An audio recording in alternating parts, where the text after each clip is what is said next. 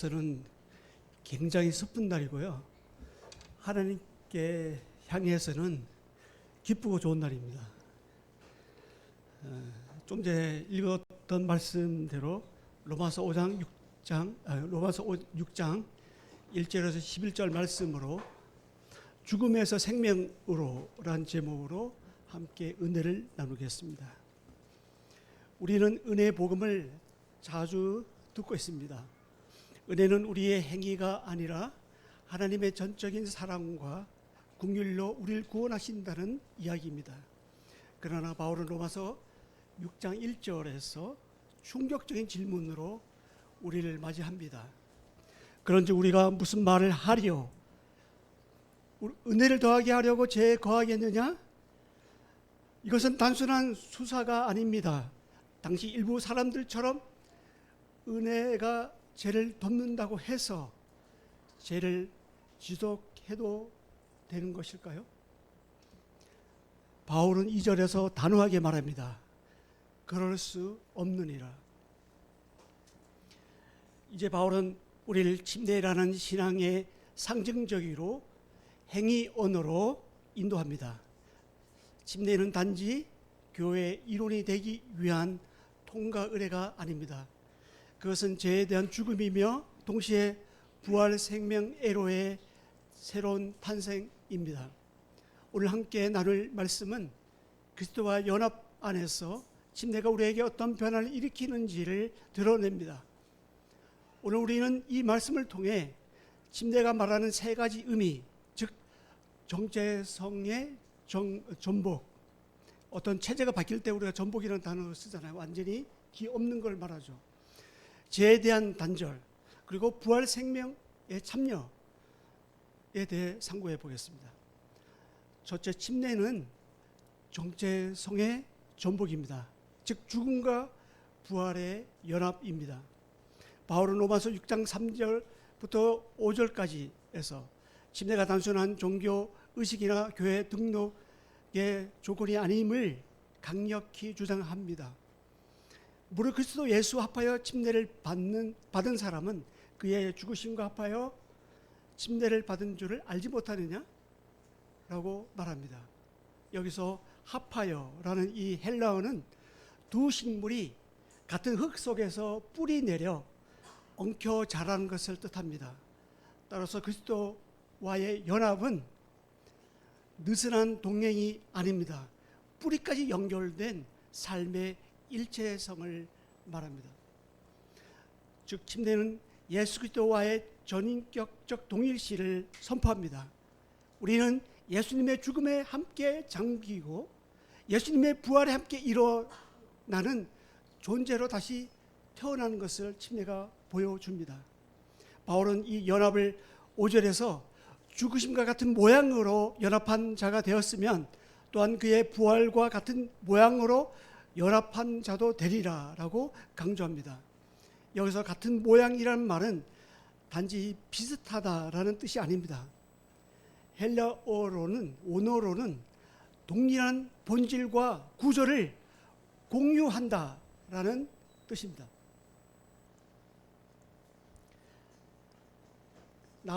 포도나무에 붙어 있는 그 예수님의 그 생명을 나의 생명으로 공유하고 그 구조를 동시에 갖는다는 의미입니다. 이 말씀은 우리가 침례를 받는 그 순간 단지 물에 적시는 것이 아닙니다. 예수님의 십자가에 함께 못 박히고 무덤에 함께 묻히는 것뿐만 아니라 무덤을 깨고 나오는 부활 생명으로 다시 살아나는 전인격적 변화의 사건을 뜻합니다. 그 침례는 과거의 나를 완전히 장례 치르고 예수님 안에서 전혀 다른 차원의 존재로 다시 태어나는 존재의 급진적인 전복입니다. 이 정체성의 전환은 사도 바울 자신에게도 동일했습니다. 그는 갈라디아서 2장 20절에서 이렇게 말하고 있죠. 내가 그리스도와 함께 십자가에 못 박혔나니 그런지 이제는 내가 사는 것이 아니요 오직 내 안에 그리스도께서 사시는 것이라. 이는 단순한 비유가 아닙니다. 침례 안에서 그리스도와 함께 죽고 그리스도 안에서 다시 살아났음을 말하는 그리스도인의 실존 고백입니다. 현대인들은 자신의 다양한 방식으로 정의하려고 합니다. 자신의 어떤 성취, 외모, 학벌, 경제력, 심지어 SNS 팔로우 수로 자기 존재를 규정합니다. 그러나 성경은 말합니다. 너희는 그리스도 안에서 새로운 피조물이다. 침례는 이 선언의 시작입니다. 침례를 받은 자는 더 이상 이전의 나가 아닙니다. 이전의 나는 그리스도와 함께 못 박혀 죽었습니다. 우리는 그리스도의 생명으로 그의 정체성과 본성으로 그리스도와 함께 다시 살아난 존재입니다. 그렇게 침례는 단순한 물의 의식이 아닙니다. 그것은 내가 누구인지를 결정짓는 신앙의 선언이자 정체성의 선포입니다. 더 이상 우리는 제2사람, 아담의 후손, 율법 아래의 존재가 아니라는 것을 침례가 보여줍니다. 예수 그리스도 안에 있는 하나님의 자녀요, 의의 병기이며 생명을 향해 걷는 새로운 피조물입니다. 이 진리는 우리는 기억해야 합니다. 침례는 과거와의 이별이자 예수님과의 새로운 시작입니다. 그 물은 단지 우리 몸을 적시는 것이 아닙니다. 죽음과 생명의 경계를 통과하는 하나님의 은혜의 강입니다. 죽음에서 생명으로 뒤바뀌는 전복입니다. 한 청년이 자신의 과거를 잊고 새 삶을 시작하고자 했습니다. 그는 은행 계좌, 운전면허증, 심지어 주민등록증까지 모두 해지하고 파쇄기에 넣어버렸습니다. 그의 예전의 이름, 그리고 신분, 그 주소, 과거 이력, 그 모든 것을 말이죠. 그는 자신의 옛 신분을 더 이상 가지고 싶지 않았습니다. 대신 그는 새로운 이름으로 새로운 국가에서 새 삶을 시작했습니다.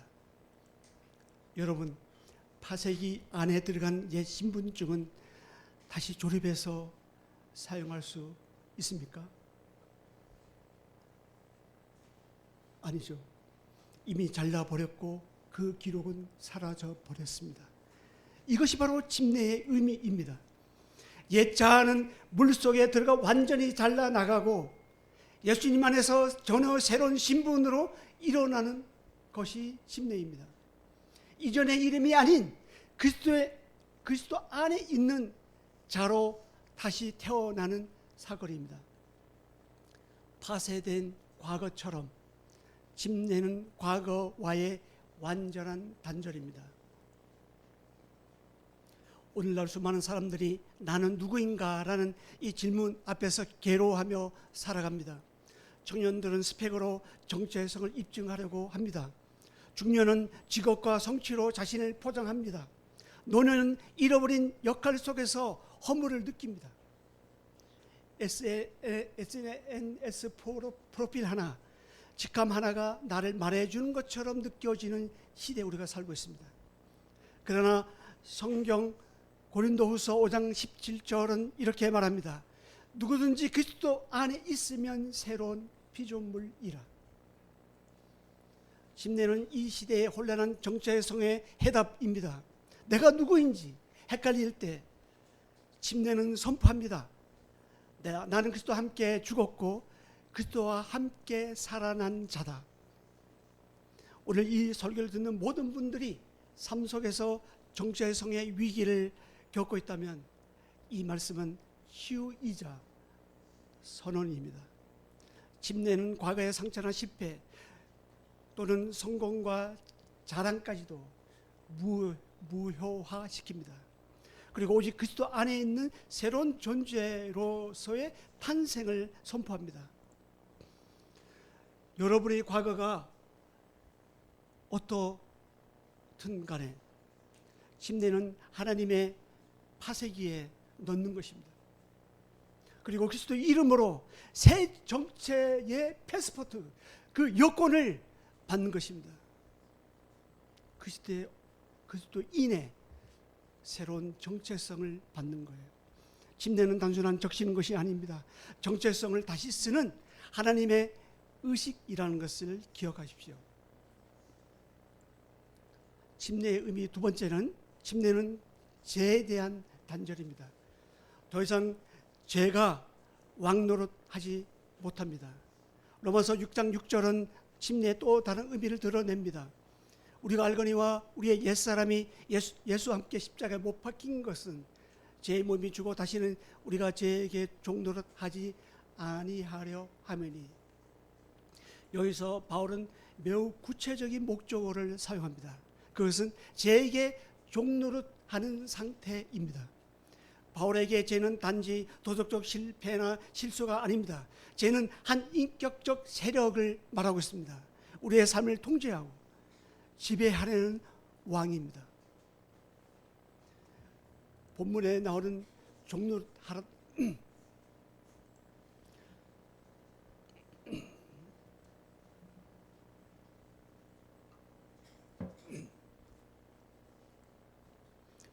본문에 나오는 종노릇하다라는 이 표현은 헬라어로 둘레오라고 하는데요. 이는 노예로 묶여 있다, 자유를 상실한 상태에서 복종한다라는 뜻입니다. 바울은 죄를 왕이나 주인처럼 취급하면서 인간의 죄의 통제 아래 살아가는 현실을 노예적 언어로 설명하고 있습니다. 죄는 우리의 선택을 제한합니다. 죄는 하나님과 단절시켜요. 죄는 존재 전체를 파괴하는 권세를 행사합니다. 이런 죄의 권세로부터 침례는 단절을 선언합니다. 그렇게 바울은 침례를 통해 옛사람이 예수와 함께 십자가에 못 박혔다라고 말합니다. 여기서 옛사람은 아담 안에서 살아가는 존재, 즉 제 본성에 사로잡힌 인간 전체를 의미합니다. 바울은 침례를 통하여 이 옛사람, 즉 제 통로가 되었던 자아가 십자가에 못 박혔다라고 선언합니다. 이것은 과거형입니다. 단회적인 종결입니다. 다시 반복할 필요도 없고 그리고 가능성도 없습니다. 죄와의 관계는 단절되었고 이제 새로운 주권 아래 놓였다는 선언입니다. 그럼에도 오늘날 많은 그리스도인들이 여전히 죄의 노예처럼 살고 있는 이유는 무엇일까요? 그것은 죄가 더 강해서가 아닙니다. 그리스도의 죽음이 부족해서도 아니에요. 바울은 11절에서 그 해답을 줍니다. 그리스도의 죽음이 이와 같이 너희도 너희 자신을 죄에 대하여 죽은 자요. 그리스도인은 이미 죄에 대해 죽은 자입니다. 그런데 무엇이 문제입니까? 문제는 여전히 자신을 살아있는 죄인처럼 여기고 있다는 데 있습니다. 여기서 여기다라는 이 말은 회계 용어입니다. 계산하다, 간주하다라는 뜻입니다. 즉 신자의 새로운 정체성은 감정이 아니라 믿음의 계산이며 말씀에 근거한 자기 이해입니다. 침례는 단지 외적인 선언이 아닙니다. 그것은 죄의 통치를 끊어내는 하늘의 문서요, 마귀의 족쇄를 끊어내는 구원의 의식입니다. 한 신자가 물에 잠기는 것은 과거의 왕국의 죽음을 선포하는 행위입니다. 우리는 과거에 어떤 왕국에서 살아갔습니까? 구원받기 전에 사단의 왕국, 죄의 왕국, 세상의 왕국 아래서 살아가지 않았습니까? 물에서 일어나는 것은 새로운 하나님의 나라의 안으로 들어왔다는 것을 드러내고 있습니다. 그리고 그 나라의 통치, 즉 예수 그리스도의 주권 아래 삶의 방향이 전환되었음을 선포하는 것입니다. 이 사실은 실천적으로도 중요합니다. 우리가 죄를 더 이상 피할 수 없는 필연으로 느낄 때 바울은 14절에서 이렇게 말합니다. 죄가 너희를 주장하지 못하리니 너희가 법 아래 있지 아니하고 은혜 아래 있습니다. 침례를 받은 자는 더 이상 죄에 대한 변명을 할 수 없습니다. 죄는 나를 주장할 수 없어요. 그리스도만이 나를 주장할 수 있습니다. 그리스도만이 나의 주가 되십니다. 오늘날 많은 그리스도인들이 죄에 눌려 고통합니다. 죄의 습관, 침례를 받았음에도 불구하고 제의식한 그 음란, 탐욕, 미움, 거짓, 분노가 마치 불치병처럼 느껴집니다. 그러나 침례는 그 죄의 혈통과 연대에 종지부를 찍습니다. 나는 죄에 대하여 죽은 자임을 믿는 그 순간 성령은 우리 안에서 그 믿음의 실체를 부여합니다. 침례는 단지 기억이 아닙니다. 현재의 권세입니다. 죄는 더 이상 왕이 아닙니다. 침례는 새로운 주권의 시작입니다. 한 죄수가 있었습니다. 수십 년 동안 좁은 감옥에서 살아왔습니다.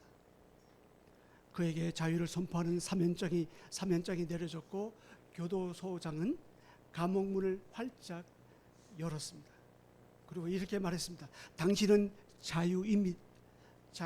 나가십시오. 하지만 그 죄수는 감옥 안에 그대로 남았습니다.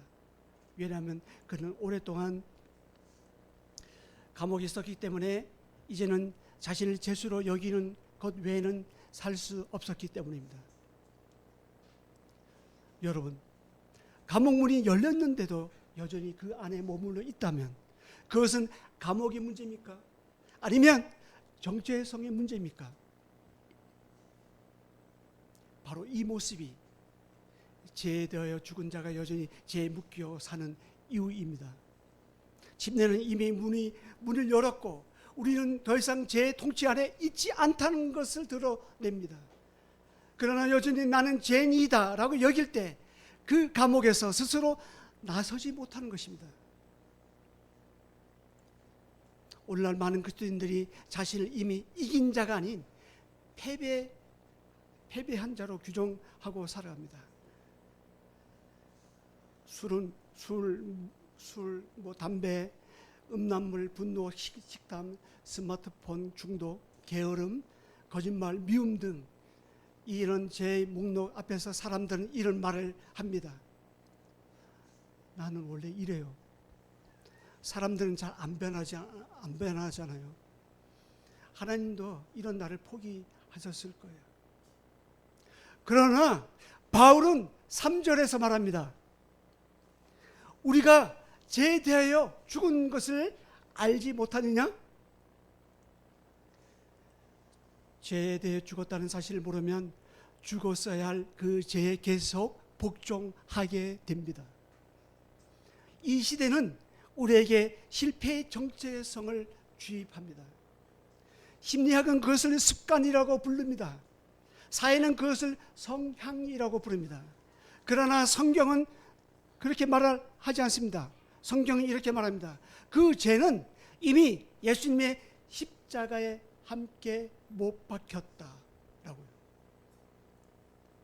사랑하는 여러분, 침례는 죄의 감옥에서 해방된 나를 보여줍니다. 죄의 문은 열려 있고 사단은 더 이상 여러분의 위에 왕노릇할 수 없습니다. 그런데 아직 그 감옥 안에 눕고 있는 성도들이 있지 않습니까? 그렇다면 오늘 이 말씀은 여러분을 부릅니다. 나오라. 너는 죄에 대해 죽은 자다.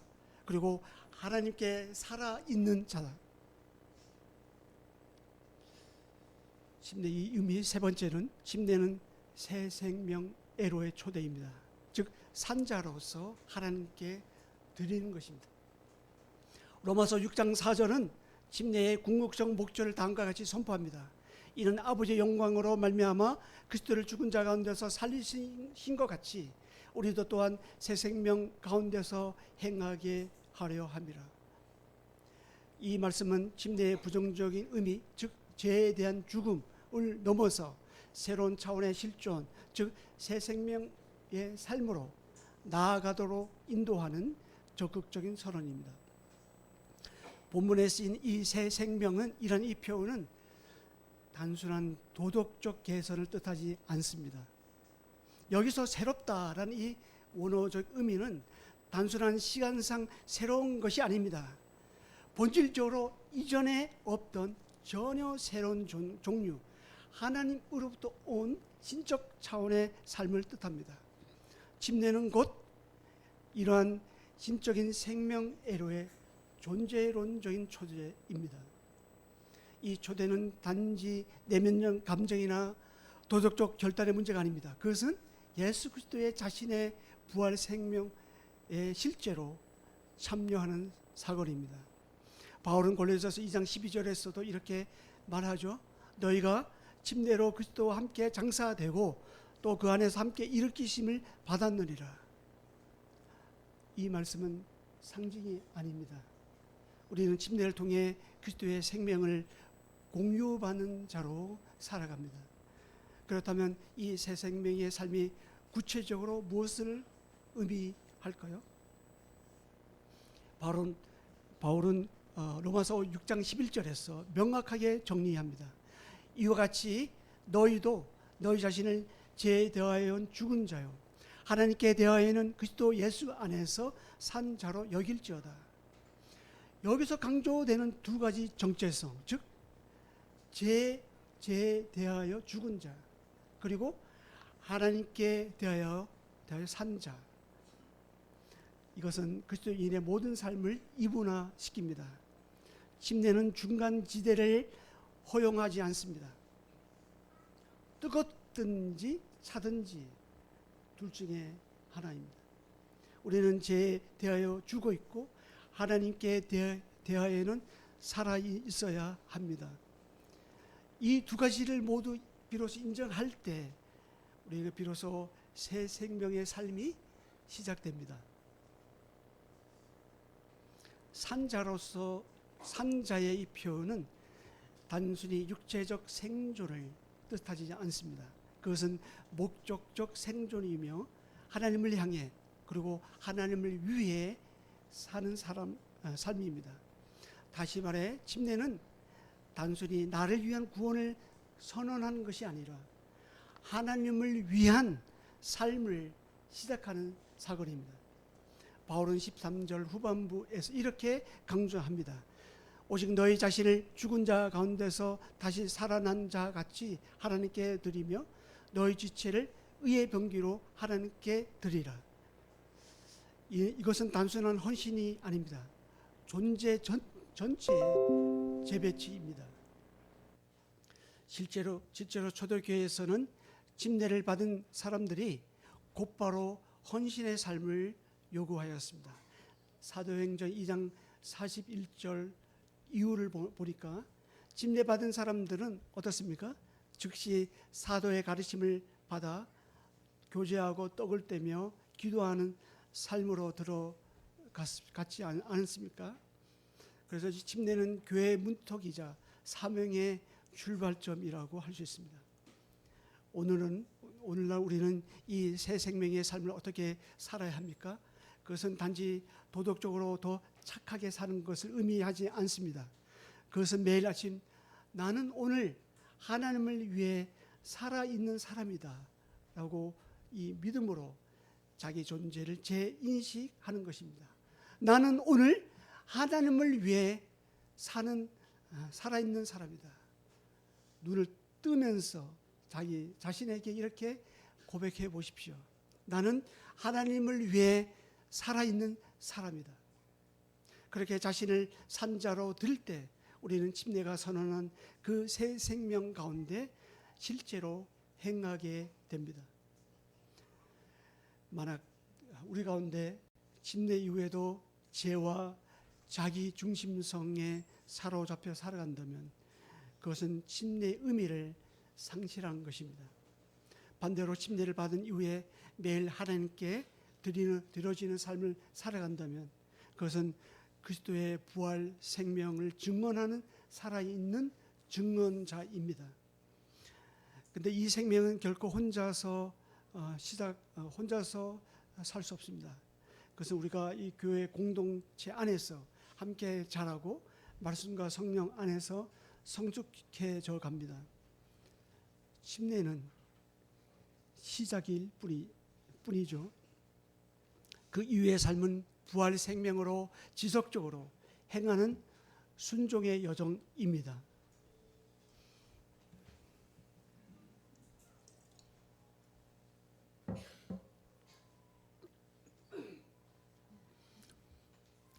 한 군인이 한 군인이 전역을 했습니다. 그리고 민간인 생활을 시작했습니다.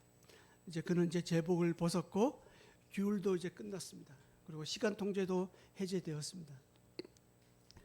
그런데 이상한 일이 일어났습니다. 여전히 그는 아침마다 여전히 5시에 눈을 떴고 오른손으로만 문을 열 뿐 아니라 걷는 걸음도 사보 1 정지였습니다. 왜냐하면 그는 자유인이 되었지만 아직 군인의 그 사고 방식에서 벗어나지 못하고 있었기 때문입니다. 여러분, 침례는 받았지만 여전히 옛 습관대로 살고 있지는 않습니까? 예수님의 생명을 받았지만 이런 자의 방식으로 여전히 움직이고 있지 않습니까? 침례는 전역식이 아닙니다. 소속이 바뀌는 위임식입니다. 이제부터 우리는 하나님을 향해 살아가는 자로 새 생명 안에 걷는 사람으로 변화되었습니다. 오늘날 수많은 그리스도인들이 침례를 받고 교회에 한몸된 지체가 되지만 삶의 방식은 여전히 이전의 자와 같습니다. 주일에는 찬양하지만 평일엔 원망으로 가득합니다. 입술은 거룩하지만 스마트폰은 여전히 타락의 도구입니다. 나는 그리스도 안에서 새 사람이 되었다라고 고백하지만 실제 삶은 새 생명보다 옛 본능의 연장선에 있습니다. 그 이유는 바울이 말한 것처럼 너희 자신을 산자로 여기지 않기 때문입니다. 삶의 변화는 새로운 존재에 대한 인식에서 출발합니다. 하나님은 침례를 통해 우리에게 이제부터는 나를 위해 살아라라고 말씀하십니다. 이제부터 우리의 직장, 우리의 학교, 그리고 우리의 이 몸, 우리의 시간, 우리의 돈까지도 산재물로 드려지는 삶이 되어야 합니다. 사랑하는 여러분, 침례는 물속에 한번 잠기고 끝나는 물의 의식이 아닙니다. 그것은 오늘도 살아있다고 고백하고 하나님께 자신을 드리는 삶의 시작입니다. 침례는 내 인생의 끝이 아닙니다. 우리의 신앙의 끝이 아니에요. 하나님을 위한 새 생명의 서막입니다. 이제 우리는 산자입니다. 그러니까 죽은 자의 삶의 방식에서 걸어 나와야 합니다. 오늘 그리스도께서 주신 부활 생명의 걸음으로 하나님을 향해 다시 걸어가는 전환점이 되면 좋겠습니다. 결론을 맺겠습니다. 사랑하는 여러분, 오늘 저는 말씀을 준비하면서 두 가지 미묘한 마음이 들었어요. 하나는 장례식의 추도사를 준비하는 거예요. 다른 하나는 결혼식의 주례사를 준비하는 것입니다. 왜냐하면 이 아이러니하게도 이 두 가지를 가장 잘 담아내는 것이 침례 예식이기 때문입니다. 따라서 오늘 침례를 받는 13분의 형제 자매들에게 말합니다. 적어도 물에 들어갈 때에는 언젠가는 한 번 치를 나의 장례식을 미리 앞당겨서 지금 치르고 있다고 생각하시기 바랍니다. 물에 들어가는 순간 이렇게 스스로 말하십시오. 나는 죽었다. 죄에 대하여 죽었다. 세상에 대하여 죽었다. 라고 스스로 되새기십시오. 그러면 죄와 세상도 이제는 여러분에게 더 이상 미련을 갖지 않을 것입니다. 여러분에 대해서도 죄와 세상이 이제 끝났구나 라고 포기할 거예요. 여러분이 그렇게 선포하는 순간 내가 죄에 대해서 죽고 세상도 또한 나에 대해 죽는 것이 침례의 첫 번째 의미입니다. 오늘 침례받는 13명의 형제 자매들에게 다시 말합니다. 그리고 이제 물에서 나오는 순간 신랑 되신 예수님과 신부인 내가 결혼식을 치르고 마지막 그 순서 있잖아요. 마지막 결혼식 행진 할 때 첫 걸음을 내딛는다고 생각하십시오. 예수님과 함께 손을 맞잡고 그 길을 우리의 신앙의 여정을 함께 걸어가는 것입니다. 그리고 이렇게 스스로에게 다짐하십시오. 나는 살았다. 예수님과 함께 살았다. 성령님과 더불어 살았다. 주와 복음을 위해 살았다라고 스스로에게 선포하십시오. 그러는 여러분과 예수님께서 그러는 여러분에게 세상 끝날까지 항상 함께 하실 것이고 늘 동행하면서 하나님의 뜻 안에서 뜨겁게 주님과 사랑하며 살아가도록 견인할 것입니다. 이것이 침례의 두 번째 의미입니다. 침례의 핵심은 그리스도와의 연합입니다. 이 연합은 일심동체입니다. 요한복음 15장 포도나무의 가지 비유에서처럼 예수님은 포도나무요, 우리는 성도는 가지입니다. 이것은 뿌리로부터의 연합, 한 몸의 연합입니다. 그래서 이제는 하나님의 뜻이 어느새 내 뜻이 됩니다. 하나님의 그 꿈이 이제 내 꿈이 되는 거예요. 예수님의 그 생각이 내 생각이 됩니다. 예수님의 그 소원이 내 소원이 됩니다. 그리고 남아있는 여생을 그 뜻을 위해서 살아가는 것입니다. 이게 침례받은 성도의 삶입니다. 그래서 우리는 말씀에서 벗어나면 성령님이 근심하게 되고 우리 또한 마음이 편치 않게 되는 거예요. 침례는 단지 죄로부터의 해방만을 말하지 않습니다. 그것은 생명으로의 초대입니다. 하나님께 대해 산 자로 살아가는 이 삶은 매일 아침 하나님을 향한 살아있는 예배자로 자신을 다시 드리는 삶입니다. 제 옛 주인이 아닌 새로운 주인 되신 예수 그리스도의 뜻에 따라 나의 몸을 의의 병기로 드리는 삶입니다. 이 진리는 삶의 모든 영역에 영향을 미칩니다. 침례를 받은 자는 가족 안에서, 직장과 학교 안에서, 공동체 안에서 새 생명 가운데서 행하는 자로 살아내야 합니다. 고통과 죄와 죽음의 세력이 여전히 우리 주위를 맴돌고 있어도 우리는 부활 생명을 지닌 자로서 어둠을 밀어내는 사람입니다. 어둠에 동화되는 사람이 아닙니다. 어둠을 밀어내는 빛의 자녀들입니다. 침례는 과거의 죄의 마침표를 찍는 동시에 하나님을 향해 느낌표를 찍는 사건입니다. 사랑하는 성도 여러분, 혹 침례를 받은 이후에 여전히 죄의 그림자에 눌려 있습니까? 그렇다면 오늘 바울의 로마서 6장 2절 이 선포를 다시 들으십시오. 그럴 수 없느니라. 은혜를 받은 자가 죄에 거하겠느냐? 그럴 수 없느니라. 침례를 죄를 허락하는 변명이 아닙니다. 죄를 끊어낸 하나님의 선언입니다. 이 선언은 과거형이 아닙니다. 현재형입니다. 침례는 끝난 사건이 아닙니다. 매일 삶 속에서 실현되어야 하는 살아있는 언약입니다. 마치 결혼한 부부가 그 언약을 살아가면서 성실히 지키는 것처럼 말입니다. 침례는 물속에 잠기는 사건이지만 그 끝은 물 위에서 시작됩니다. 그 물은 하나님의 영광으로 살아가는 부활의 강입니다. 그 물을 지나온 자는 결코 이전의 나로 돌아갈 수 없습니다. 침례는 죽음과 생명 사이, 절망과 소망 사이, 죄와 의 사이에 서 있는 그리스도인의 가장 강력한 고백입니다. 그러므로 오늘 또 다시 그 침례를 기억하십시오. 그리고 이렇게 선포하십시오.